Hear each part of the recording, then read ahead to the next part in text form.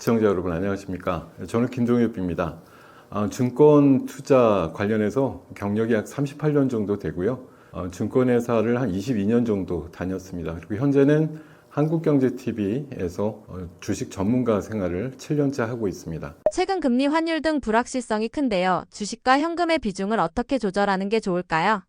현재는 미국에서 오랜만에 금리 인하의 사이클을 지금 임박하고 있는 그런 상황입니다.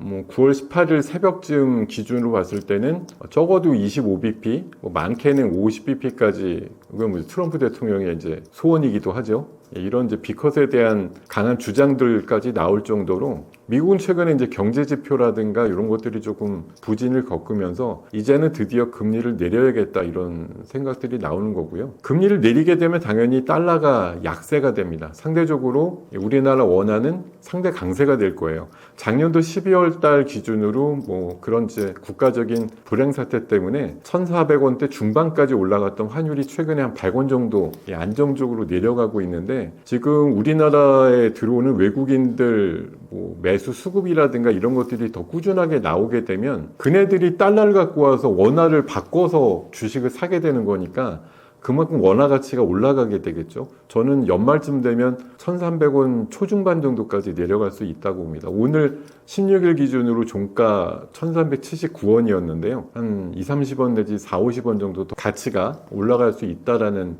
기대감이 있는 거고요. 역사적으로 장기적으로 추적을 해보시면 각국의 통화가 강세일 때 주식시장은 강하거든요. 그러니까 지금 최근에 원화가 강세라는 건 그만큼 우리나라 돈의 가치가 높다는 거고 우리나라에 대한 투자가 주식시장에 많이 이루어지고 있다는 강세장의 의미를 뜻한다고 말씀드리고요. 아까도 전수를 했습니다만 지금 3,400 수준에서는 주식과 현금 비중은 약 8대2 정도가 안정적이라고 생각을 하고요. 오를수록 현금 비중은 높이는 게 좋겠고 100포인트당 10%씩 올린다 이렇게 생각하시면 아마 한 4,000 정도까지의 좀 미증유의 지수지만 그때까지 올라간다고 가정하면 4,000 정도에서는 내가 장기적으로 심어놓는 장기 투자 종목의 비중 극히 좀 극소화시키는 그런 전략이 좋겠다고 말씀드리겠습니다. 요즘 시장에서 분할 매수가 효과적인 전략이 될 수 있을까요? 사실 이거다 이렇게 종목이 막 찍었을 때 감정에 앞서가지고 내가 살 수 있는 모든 전력의 어떤 투자 자금을 한꺼번에 끌어서 단박에 사는 것보다 위험한 투자 방법은 없다고 저는 생각을 하거든요. 그래서 지금 시장이 거의 조정의 어떤 상황들을 보지 않으면서 계속 올라가니까 마음은 급해지실 수가 있어요. 지금이라도 이거 왕창 사놓지 않으면 나만 소외되겠는데, 흔히 말해서 포모라고 하죠. 나만 주식 없네? 이런 것에 조금 목말라 있을 확률도 있는데 저는 이럴 때가 투자하시는 때 가장 위험하다고 생각을 합니다. 그래서 비록 오르거나 어떤 추세가 있지 않더라도 평소에도 분할 매수는 아주 철칙이 돼야 된다고 생각하고요. 맨 처음에 사고자 하는 양의 5% 내지 10% 정도를 약간 정찰병의 의미로 보내신 다음에 한 일주에서 2주 정도 탐색을 하신 다음에 이 종목이 더 이상 빠지지 않거나 아니면 재료가 살아있거나 수급이 들어온다는 걸 확신하게 되면 그 다음에도 약 3등분 내지 5등분 해가지고 채차적으로 들어가시는 분할 매수 전략은 늘 옳다라고 좀 말씀을 드리겠고요. 그리고 일종의 적립식 펀드라고 이제 볼 수가 있는데요. 저는 좋은 종목이 생기시면 그거 한꺼번에 다 사놓고 오늘이 제일 바닥에 잘 샀어 이렇게 생각하시는 것보다는 최소한 20분의 1, 50분의 1로 이렇게 배분해 가지고요. 한 달에서 두 달에 걸쳐 가지고 매일 똑같은 시간, 아침 10시에 진짜 한 2% 정도씩 내가 사고자 하는 1,000주다 그러면 한 30주 정도씩 30일 이런 식으로 매일매일 투자 들어가시는 방법, 이게 가장 평균적으로 좋은 가격에 사시는 가격이 될 거라고 생각하고 있습니다. 미국 금리 인하 기대로 달러가 약세인데 환율을 고려한 투자 전략은 어떻게 짜야 하나요? 지금 미국 같은 경우는 이번에 연말까지 봤을 때 점도표상으로 보면 아주 최소한 2번, 많게는 3번 정도의 금리 인하가 기대가 되고 있거든요. 심지어 이번에 이제 비컷이 될지도 모른다는 확률도 좀 있습니다만 어쨌든 9월달 FOMC를 하면서 금리 인하가 단행될 가능성이 높다고 보는 거고요. 이게 올해만 하면 또 끝이냐, 이게 아닙니다. 내년도의 점도표에도 3번 정도 더 금리를 내리는 것으로 예정이 돼 있어서 내년 말 정도 되면 미국도 약 2%대 중반 정도의 기준금리가 만들어지게 될 것 같아요. 자, 이렇게 됐을 때 어떤 현상들이 나오게 되냐? 결국은 달러가 더 약세를 보이게 될 것이고, 우리나라 지금 워낙 그 환율이 1,400원 밑으로 내려와서 일단은 버티고 있는데 1,380원 정도 내외에서 형성이 되고 있습니다. 근데 앞으로 금리가 더 내려가고 외국인들의 수급이 조금 더 강력하게 우리 시장에 개입이 되게 되면 환율은 더 내려가게 될 거예요. 그래서 연말까지 1,350원 내외까지의 환율이 만들어진다고 하면 이건 외국인들이 어떤 입장이냐? 환율이 강해질 것 같으면 또 먼저 삽니다. 왜냐하면 환율의 효과까지도 같이 먹겠다고 하는 그런 또 노림수를 갖고 들어오기 때문에 외국인이 들어와서 환율도 강해지는 효과가 있지만 기대를 하면 또 많이 살 거라는 그런 또 맞물림이 있게 되는 거고요. 이렇게 될 경우에는 최근에 반도체 종목들의 그 탁월한 움직임에서도 눈에 띄시겠지만 지금 외국인들 사는 거에 약 85%가 반도체 업종이거든요. 딱 부러지게 말씀드리면 삼성전자 하이닉스가 거의 90% 산다고 보시면 될 거예요. 그런 거 포함해서 앞으로 연말까지 또 관심을 갖고 나오는 종목들이 다양하게 있을 텐데 전략은 다른 거 없습니다. 외국인들이 집중 매수하는 종목, 탑 10에 들은 종목들을 배분해 가지고 그네들에 집중하는 전략이 가장 좀 수익률을 제고할 수 있는 좋은 방법이라고 말씀드리겠습니다. 최근 고배당주에 대한 관심이 높아지는데요. 장기 투자 관점에서 매력적인 건가요? 자, 우리가 옛날로 치면은 언제 배당 받으려고 주식 투자하냐 이런 시쳇말들이 유행했던 시절이 있었어요. 근데 최근에 저금리 시대가 도래하면서 배당에 대한 중요성들이 좀 한층 돋보이고 있거든요. 제가 가끔 이런 얘기합니다. 연말쯤 되면은 은행에다 예금하신 거 찾아가지고 차라리 그 은행주를 사세요 이렇게 얘기를 합니다. 왜냐하면 은행 이자는 아무리 쳐도 2%대 초반일 거고 은행에서 주는 배당은 최소한 시가 배당률을 따져보면 5% 6% 나오거든요. 은행 이자보다 2배 나올 수 있는 배당 수익률이 있는데 이걸 굳이 은행에 예금해서 날릴 필요가 있는가 이렇게 말씀드립니다. 최근에 저는 배당과 관련해서 거버넌스 이슈가 있고 또 배당소득 분리과세 이슈가 있어요. 배당소득이 예전에는 종합과세 되면서 큰 고율 그 세금을 맞다 보니까 배당받아도 쥐꼬리야 이렇게 남는 게 없어 이렇게들 생각을 하셨는데 최근에 정부에서 그 활로를 틔워주겠다는 거거든요. 배당소득에 대해서 분리과세를 해준다. 근데 여기 아직 맹점이 있습니다. 고배당주만 그 분리과세가 돼요. 근데 현재 2,500개 종목 중에 흔히 말해서 고배당주로 분리되는 종목은 50개밖에 없습니다. 나머지들은 여전히 종합과세 대상 종목인데요. 그러니까 이런 것들을 기업 입장에서도 분리과세 종목으로 내가 전환을 하고자 하려면 그만큼 배당 성향을 몇 년에 걸쳐서 계속 늘려야 되는 또 압박이 나오게 되거든요. 이게 또 밸류업의 하나의 방법이 될 거고요. 잘 아시겠지만 미국의 주가가 그렇게 세고 강한 데는 실적에 대한 이슈도 있지만 그에 못지않게 고배당과 자사주 소각 이슈가 같이 맞물려서 큰 상승이 유지된다라고 얘기를 하고 있기 때문에 우리나라도 좀 뒤늦었지만 배당 보고 누가 투자해가 아닙니다. 이제는 배당 많이 주는 회사들은 5%에서 7, 8%까지 배당 수익률을 올릴 수 있는 그런 많은 회사들이 등장을 하게 될 것이니까요. 연말쯤 아니면 늦가을 정도쯤 돼갖고서는 배당에 대한 투자를 고려해 보시는 것도 지금 시대에는 알맞는 전략이고 굳이 또 은행 쪽에 그냥 예금으로 많은 자산 비중을 갖고 있는 분들한테는 연말에 고배당주 투자는 좀 유망하지 않느냐 그런 관점을 말씀드리겠습니다. 처음 투자를 시작하는 분들에게 지금 같은 시기엔 어떤 점을 가장 조심하라고 조언하고 싶으신가요? 이 질문 저도 받고 고민이 됐어요.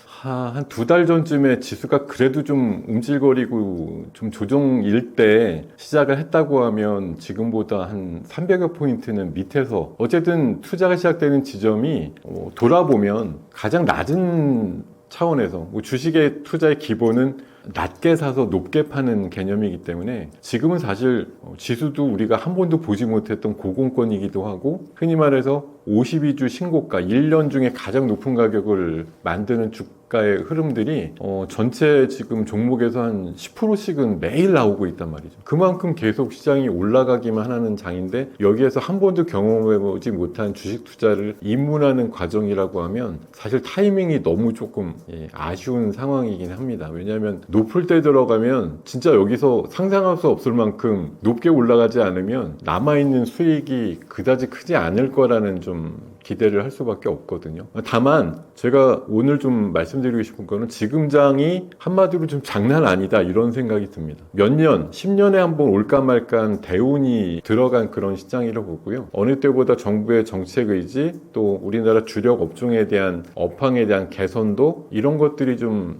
시너지 효과를 내면서 시장이 상상 이상의 가능성, 그리고 뭐 정부의 정책상으로 5천까지의 기대감, 충분히 우리나라가 절대 불가능한 거. 주식시장에서 저는 제일 싫어하는 말이 절대라는 말입니다. 절대 안 돼. 절대 불가능해. 이런 거 없습니다. 주식시장은 올라갈 때 생각보다 오버하거든요. 지금도 이미 오버의 영역인데 예전에 제가 2021년도에 봤던 오버하는 시장, 절정의 시장과는 좀 다른 것이 개인들의 오버가 없어요. 지금 시장은. 그래서 저는 아직까지도 높은 지수지만 추가 여력은 남아있다고 생각합니다. 그래서 여러분들께서 지금은 목표 수익률을 좀 짧게 가져가시는 게 좋을 것 같아요. 처음 들어오시는데 나 지금부터 더블, 배 올라가는 거 잡아야겠다 이렇게 욕심내시지 말고요. 앞에서도 말씀드렸지만 맨 처음에 보초병 보내셔가지고 5% 10%쯤 담아보셨다가 조금 확신이 드시고 원래 투자 처음에 하시면 6개월은 모의 투자라는 얘기도 하거든요. 근데 지금 모의 투자할 만큼 상황이 녹록지는 않고 또 언제 고점 치고 끝날지도 모르는 시장이기 때문에 누구보다도 빨리 고민은 짧게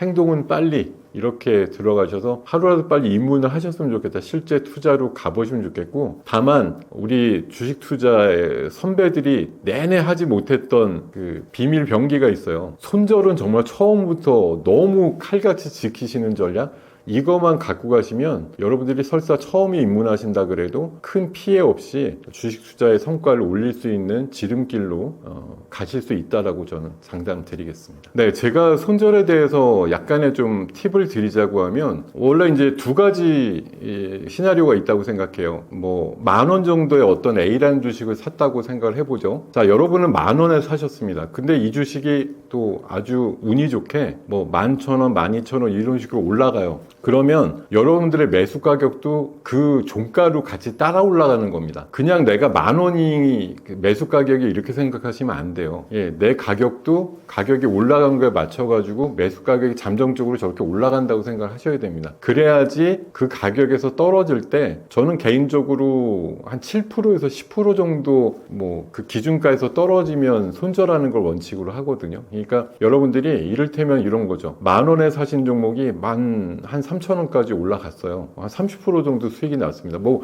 목표 수익을 냈으니까 안전하게 익절하고 나오시는 방법도 있지만 13,000원이 기준가가 되는 날 기준으로 만약 7%라고 해당되면 약 한 920-30원 정도 되겠죠. 12,100원 밑으로 밀리게 되면 여러분들이 10,000원에 샀으니까 10% 잡아서 9,000원까지 기다리는 게 답이 아니고요. 13,000원에서 역시 7% 내지 한 10% 정도 밀리는 가격에서 손절친다. 이렇게 하셔야지 그나마 밑에서 사신 거에 대한 어느 정도의 익절 부분을 감안해서 나오실 수 있다는 거 꼭 그렇게 기억을 하셨으면 좋겠고, 또 한 가지는 사자마자 미끄러지는 경우가 있겠죠. 잘 샀는데도 더 미끄러져. 그럼 이번에 운대가 안 맞은 거예요. 타이밍이 아닙니다. 그러니까 10,000원에 샀는데 10%로 지키시겠다고 했으면 어김없이 저는 종가 기준으로 가는데요. 9,000원을 지키지 못하는 종가가 나오면 저는 그 다음날 그냥 손절하거든요.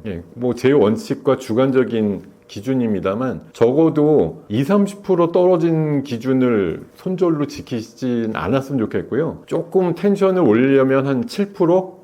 조금 넉넉하게 보시려면 10% 정도로 감안해서 적용하시는 게 가장 제가 해보니까 좀 합리적인 수준이었다 이렇게 말씀드리겠습니다. AI 투자 열풍이 거센데요. 이 흐름이 버블로 이어질 가능성과 반도체 업황 영향은 어떻게 보시나요? 뭐 최근에도 그 MIT라는 그 유명 대학에서 보고서를 낸 바가 있죠. AI에 투자하는 기업의 약 93%는 실제 매출이나 손익이 거의 안 일어난다 이래가지고 AI가 뭐 굉장히 투자된 기업에 대비해서 산출이 없다. 무용론 내지는 버블론을 이제 강하게 얘기를 하기도 했었고요. 심지어 오픈 AI의 뭐 창립자인 샘 엘트먼 같은 경우도 AI가 좀 심한 버블이다 이렇게 자인하는 얘기들까지도 있었어요. 근데 그 가만히 곱씹어서 보면은 결국 그네들이 얘기하는 건 자기네들이 주체가 돼갖고 하는 AI는 진짜 괜찮아. 앞으로 큰 상승이 있을 것 같고 AI는 인류의 미래를 바꾼다 이렇게 주장을 합니다. 근데 엄하게 어중이 떠중이들이 붙어가지고 몇 명 그냥 벤처에서 만들었다고 수백억씩 투자금 받았는데 몇 년 뒤에 무슨 성과가 나올까 이런 것들을 의심하는 것들이 있다는 거예요. 그래서 진짜 능력과 자격이 있는 사람들 중심으로 하게 된다고 하면 그러면서 이제 본인을 지칭하는 거죠. 자기 중심으로 하게 되면 아무 문제 없다 이러면서 이제 엄청난 대규모의 또 투자 계획들 계속 발표를 하고 있거든요. 심지어 오픈 AI는 우리나라를 오픈 AI 홈으로 쓰겠다 이렇게까지 최근에 또 주장을 했어요. 그런 거 보시면 뭐 오픈 AI라든가 또 몇 개 이제 뭐 구글 또 메타 뭐 테슬라 이런 이제 빅테크들의 경쟁이라든가 이런 것들은 계속 나올 겁니다. 근데 일부에서는 분명히 부작용도 나오고 투자는 잔뜩 받았는데 성과가 없으니까 이거 버블이네 이런 얘기들도 또 별단으로 나오겠죠. 저는 그런 것들이 공존하면서 가는데 주 포인트는 아직까지도 속도감 있게 계속 AI를 추구해야 된다 이렇게 생각을 하는 거고요. AI 데이터 센터 증설이라든가 이런 것들 앞으로 많이 만들어질 거라고 보기 때문에 그런 것에 들어간 고성능 칩과 관련해서 반도체 업황은 앞으로 좋을 수밖에 없다. 저는 오히려 최근에 좀 이슈가 되고 있는 에너지 문제 때문에 AI의 속도감이 확 줄어들까 이런 것들에 좀 우려가 있을 뿐이지 AI가 속도감만 내면서 간다고 하면 반도체 산업에 대한 자연스러운 붐업은 당연하다 이렇게 좀 말씀을 드리겠습니다. 과거 화재로 신뢰를 잃었던 한국 ESS 기업들이 미국에서 기회를 잡을 수 있는지 경쟁력은 충분하다고 보시나요? 원래 우리 그 배터리 3사가 옛날에 한 7, 8년 전만 치면은 전 세계 점유율이 한 80%까지 나올 정도로 우리나라가 원래 ESS 맛집이었습니다. 근데 말씀 주신 대로 화재 이슈 같은 것들이 자주 나오면서 이제 경쟁력 좀 상실하는 가운데 화재에서 조금 더 자유로운 그 LFP 인산철 배터리를 주로 하는 중국 업체들이 미국 시장을 장악을 해서 현재는 중국 업체들이 약 80% 정도 차지하고 있는데 자 여기서 이제 또 하나의 기회가 생기는 것이 바로 미국과 중국 간의 이제 알력이죠.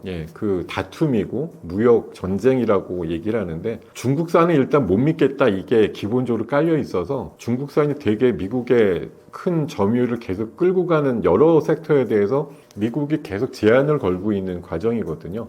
여기에서 올해 중국산 제품에 대한 ESS 관세가 약 40% 정도 좀 적용되고 있는데 내년도에는 50% 초반까지 아마 그 관세율이 올라가는 것으로 알고 있습니다. 그만큼 ESS 중국산에 대한 경쟁력이 좀 줄어들 거로 생각을 하고 있고요. 거기에 이제 틈새를 우리나라 업체들이 비집고 들어가고 있는 상황이고 최근에 잘 아시겠지만 사실 테슬라 같은 경우도 돈 버는 건 ESS 쪽에서 돈 벌고 있거든요. 근데 그쪽을 확충하는데 최근에 LG 에너지 솔루션이 약 6조 원대 공급 계약을 했었고요. 또 아주 최근에 또 SK온도 한 2조 원대 ESS 공급 계약을 따낸 바가 있어서 지금 2030년도 정도 되면 미국만 해도 ESS 시장이 약 10조 원 이상 시장이 만들어질 것 같은데 중국산을 대체하는 우리나라 기업들의 선전이 기대되기도 하고 여러 가지 여건이 마련되고 있다라고 평가를 드리겠습니다. 지수 3000 시대를 바라보는 시점에서 앞으로 반등 여지가 큰 소외 섹터로는 어떤 업종이 유망하다고 보시나요? 최근에 시장이 작년도는 이제 내내 좀 부진했지만 작년에도 부진한 가운데서도 또 올라가는 섹터들이 분명히 있었거든요. 근데 그런 흐름이 올해 더 확대가 되면서 올라가는데 여러분들께서도 느끼시겠지만 우리나라에서 제일 잘하는데 세계에서도 인정받는다 이런 이제 섹터들이 길고 강하게 간다라는 생각들을 하게 됩니다. 대표적으로 뭐 앞에 K자 붙였는데 어떤 거부감이나 거리감이 없는 섹터들이 몇몇 개 있죠. 뭐 옛날로 치면 K반도체도 있고 K배터리도 있고 K조선, 뭐 K방산 전혀 이상치 않잖아요. K자 붙였는데 전 세계로도 인정받고 있어요. 최근에 K화장품, K뷰티, 또 최근에 뭐 라면으로 대표되는 K푸드, 또 K컬처, K데몬 이런 것들이 보여주는 어떤 현상들 이런 것들이 진짜 길고 오래 간다 이런 생각들이 들거든요. 그러면 우리가 다음번에 이게 3천이 지금 넘는 지수대가 공고하게 되고 하려면 지금까지 만들어진 동력에다가 플러스 추가적인 세계 넘버원 섹터가 생겨야 된다는 거거든요. 그런 것들이 공고하게 주가를 받쳐줘야 다시 한번 이제 3천이 무너지지 않는 그런 좀 시대가 지속되지 않을까 생각이 드는데요. 그 다음에 우리가 잘하는데 글로벌 1등이 될 수 있는 섹터가 뭘까? 이렇게 좀 생각해 봤는데요. 지금 뭐 내적으로는 에너지 믹스에서 조금 밀린다 이런 느낌이 있지만 전 세계적으로 원전 르네상스는 한창 지금 깨어나고 있습니다. 미국 같은 경우는 30년까지 최소 10기고 2050년까지는 최소 한 150기에서 200기 정도는 지어야 될 정도로 강한 원전에 대한 드라이브. 근데 미국은 40년째 원전을 지어본 적이 없거든요. 누가 해줄 거냐? 거의 마스가 같은 느낌으로 조선과 쌍벽을 이루는 게 우리나라 원전 기술이 될 수밖에 없다 이런 평가를 받고 있습니다. 그래서 국내적으로는 물론 에너지 믹스에서 조금 밀리는 감이 있지만 이 부분들을 좀 치환을 해서 해외 쪽에 지금 뭐 유럽에서도 약 40개 가까운 원전 만드는 거에 대한 오더들이 예정돼 있고요. 각 대륙별로 지금 많은 원전에 대한 수주가 예정이 되는 만큼 우리나라가 굉장히 납기라든가 기술력에서 뭐 최상위권에 있는 현존하는 그 어떤 기술력이나 이런 것들을 좀 잘 활용한다고 하면 원전 르네상스에 크게 쓰임받을 수 있는 우리나라만의 어떤 권리이자 능력들이 발휘될 거라고 생각이 들고요. 또 하나 이제 게임 체인저 부분에서 우리가 좀 제일 상용화를 앞서고 있는 부분이 있어요. 유리기판 부분이 있습니다. 이게 최첨단 반도체 패키징 분야를 가기 위해서는 플라스틱 그 실리콘 기판 갖고는 안 된다는 거거든요. 유리기판으로 가야 되는데 이게 다른 뭐 경쟁 국가의 기업들 대비해서 상용화는 우리가 제일 빠를 걸로 예상하고 있어서요. 유리기판 섹터 좋아 보이고 또 하나는 이제 불나지 않는 배터리라는 차원에서 음극재를 액체에서 고체로 만드는 전고체 배터리 이쪽 분야에서 또 우리나라 3사가 좀 앞설 가능성이 높기 때문에 좀 최근에 부진하다 이렇게 얘기 나오고 있는 2차 배터리 쪽에서 2차 전지 쪽에서 전고체 배터리라는 게 아마 2, 3년 내로는 상용화될 가능성이 높고 그 상황에서 다시 한번 부흥기를 맞이하지 않을까 이렇게 생각을 해보고 있습니다. 마운자로 위고비 등 기존 강자 외에 앞으로 비만 치료제 시장의 흐름을 바꿀 신기술이 있다면 무엇인가요? 지금 비만 치료제는 뭐 기적의 치료제다, 또 뭐 만능 치료제다 이런 식의 이제 개념들이 막 생겨나고 있거든요. 우리나라 같은 경우도 뭐 작년 기준으로 약 2천억 정도의 비만 치료제 시장이라고 얘기를 하는데 작년에 먼저 출시됐던 위고비가 원래 꽉 잡았었다가요. 마운자로가 우리나라 출시된 지 한 3주 정도 됐거든요. 이미 매출단을 월별로 넘었다는 얘기가 나올 정도로 마운자로 자체가 지금 품귀 현상을 벌이고 있습니다. 그만큼 이제 비만 수요가 크고 또 비만은 뭐 장기 예측을 보면은 2050년 정도 되면은 전 세계 성인 인구 절반이 비만 환자가 된다는 통계도 있어요. 그래서 물론 뭐 모든 사람들이 비만약 처방을 원하지는 않겠지만 어쨌든 무궁무진한 수요와 시장이 있다라는 게 뭐 비만 치료제의 어떤 기대감이 크다라고 말씀드리고요. 기존에 이제 마운자로나 위고비는 거의 매일 맞는 주사제형이거든요. 그러니까 이런 것들에 대한 제형 변화가 그러니까 우리나라 지금 제약사나 이런 업체들이 뭐 마운자로급, 위고비급의 뭐 약물을 신약으로 만들어서 대등하거나 아니면 더 우위에 있다 이렇게 표현하기는 좀 어려울 것 같고요. 선점을 하고 있는 시장에서 이제 조금 제형을 바꿔서 한 달에 한 번 맞아도 한 달에 약효가 지속된다. 심지어는 석 달짜리도 있어요, 최근에. 아직 상용화는 안 됐지만 3개월에 한 번만 주사 맞아도 3개월 동안 약효가 계속될 수 있는 제형. 이런 것들에 대한 연구들이 아마 뭐 주사를 맨날 맞는 것보다 그 얼마나 아픔과 고통을 덜 할 수 있겠느냐는 관점에서 굉장히 주목을 받고 있는 제형의 변화고요. 또 하나는 뭐 잘 아시는 대로 최근에 이제 경구용 굉장히 개발이 어려웠는데 최근에 일라이릴리에서 임상 3상을 성공적으로 통과한 사례도 있으면서 경구용 비만 치료제에 대한 기대감들도 최근에 무럭무럭 좀 나오고 있고, 뭐 최근 이번 주 들어서도 경구용 비만 치료제 관련된 또 우리나라 기업들 주가가 상당히 잘 올라가는 면들을 보여주고 있습니다. 또 하나 조금 더 확장을 하게 된다고 하면 주사도 싫고 먹는 것도 귀찮아, 어깨에다 붙이는 거 있습니다. 패치형이라고 보통 얘기하는데, 요거는 조금 더 시간이 걸리겠지만 훨씬 이제 사용상의 이점이 있기 때문에 장기 지속형 주사제, 경구용, 패치형으로 발달되는 그런 식의 제형의 변화가 비만 치료제 쪽에서 계속 히스토리가 만들어질 거라고 생각하고 있습니다. 비대면 진료와 약 배송이 제도권에 들어서면서 기존 제약 유통 구조에 미칠 변화는 무엇이라 보시나요? 네, 사실 우리 의료 기술이라든가 이런 것들은 인프라가 꽤 갖춰져 있습니다. 뭐 이번에 팬데믹을 거치면서 비대면 진료에 대한 수요 같은 것들이 굉장히 폭증을 했고요. 2022년도 기준으로 약 400만 건 이상의 비대면 진료 건수가 있었다고 얘기를 하거든요. 순수하게 이제 팬데믹을 빼고도 이렇게 얘기할 정도로 비대면에 대한 어떤 수요라든가 인프라는 웬만큼 갖춰져 있는데요. 그럼에도 불구하고 각각의 좀 이해단체 라든가 그룹들 간의 알력 싸움들이 꽤 있어요. 이게 마치 비대면을 하게 되면 뭐 의사 자체에 대한 수요가 크게 필요 없다 이렇게 인식을 하고 있는지 모르겠지만, 제가 봐선 뭐 비대면 사실 의사 단체에서 그렇게 썩 좋아하지 않는단 말이죠. 정부에서는 근데 이게 미래의 어떤 그 공백 상태라든가 팬데믹 상황에서는 꼭 이제 필요한 개념이 되기 때문에 내년도에 이제 법을 고쳐서 올해 말까지 고쳐서 내년도에 굉장히 강화하려고 노력하는 것 같고, 다만 약 배송에 대해서는 이번에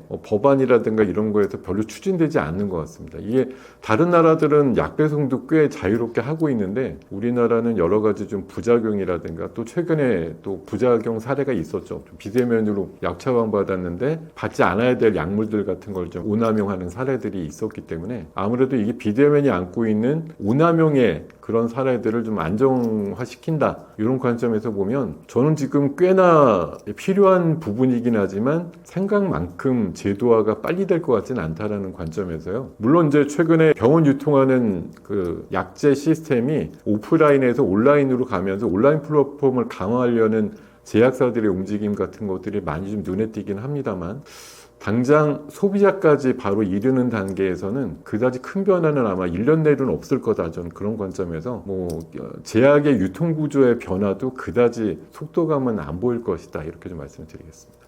가장 한국적인 콘텐츠가 세계적으로 통한다는 흐름 속에서 투자자들이 지금 주목해야 할 분야는 어디인가요?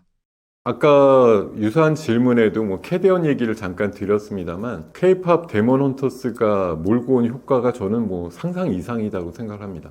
그것들 관련해서 그 시청을 한 뭐 미국이나 서구권의 그런 아주 애기들부터 꼬마들이 미래에 좀 움직일 수 있는 사람들이 되면은 우리나라 엄청나게 많이 올 것 같아요. 지금은 애기들이니까 그냥 춤추고 뛰어노는데 돼 있지만 우리나라에 대한 굉장한 뭐 이미지 메이킹이 됐다고 생각을 하거든요. 이런 효과들이 아마 5년, 10년 뒤에는 굉장한 관광산업의 붐업으로 저 일어날 가능성이 높다고 생각하고요. 뭐 이번에 새 정부 같은 경우도 그런 것들을 굉장히 노립니다. K컬처 뭐 300조 시대 이렇게 장기적인 계획을 갖고 있어요. 그래서 우리나라 것이 가장 뭐 글로벌한 것이다, 이런 표제가 딱 저는 맞는 것 같고요. 뭐 이것도 약간 우주의 기운이라고 말씀드려야 될까 모르겠는데, 진짜 우리나라의 그런 문화라든가 K컬처에 대한 이런 것들이 뭐 국력의 신장과 함께 K라는 이름을 붙여가지고 전 세계에 좀 퍼져나가고 각인되는 효과가 굉장히 크다고 생각을 합니다. 그래서 최근에 뭐 그 라면 회사 간의 주가 경쟁도 엄청나잖아요. 뭐 삼양물산이 150만 원 넘는 주가가 나오기도 했고, 농심이 불과 캐대언과의 콜라보 상품 때문에 이틀 만에 50% 올라가는 그런 상황들이 만들어졌거든요. 이게